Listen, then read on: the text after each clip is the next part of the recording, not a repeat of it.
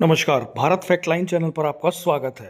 राजस्थान के जोधपुर में मेहरानगढ़ किले में बहुत सारी ऐतिहासिक और खतरनाक तोपें रखी हुई हैं, जिनमें मुख्यतः किलकिला, शंभू बाण, कड़क बिजली जैसी तोपें हैं।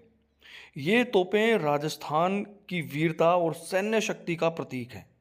रियासत काल में इनसे प्रतिदिन समय बताने और सुरक्षा के लिए तोपें दागी जाती थी।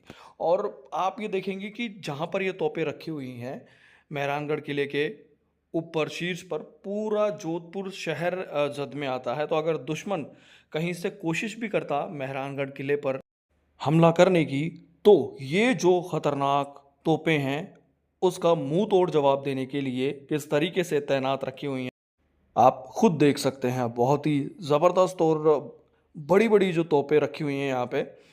रियासत काल के दौरान मेहरानगढ़ की तोपों से दिन में 3 बार तोप चलाने की जो परंपरा थी, और कहीं ना कहीं ये जो एक बहुत ही पुरानी परंपरा रही।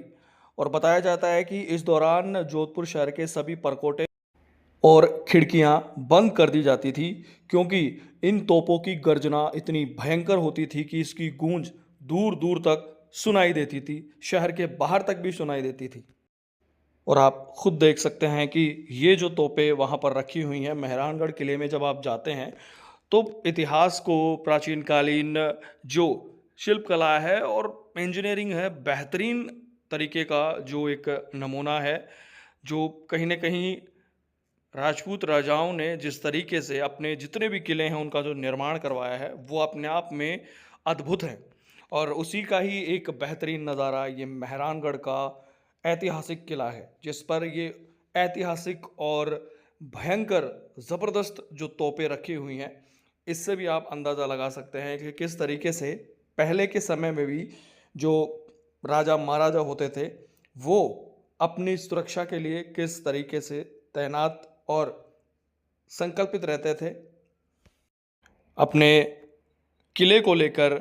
और अपनी जो किले के अंदर जो लोग रहते थे, अपनी प्रजा जो उनके आसपास रहती थी, उन सभी की सुरक्षा के लिए वो हमेशा किस तरीके से दुश्मनों से लड़ाई लड़ते थे।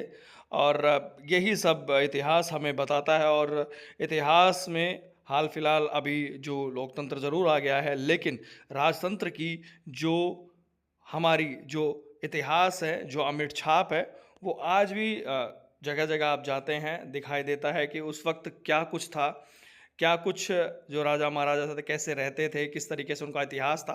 सब कुछ हमें इन सभी में देखने को मिलता है।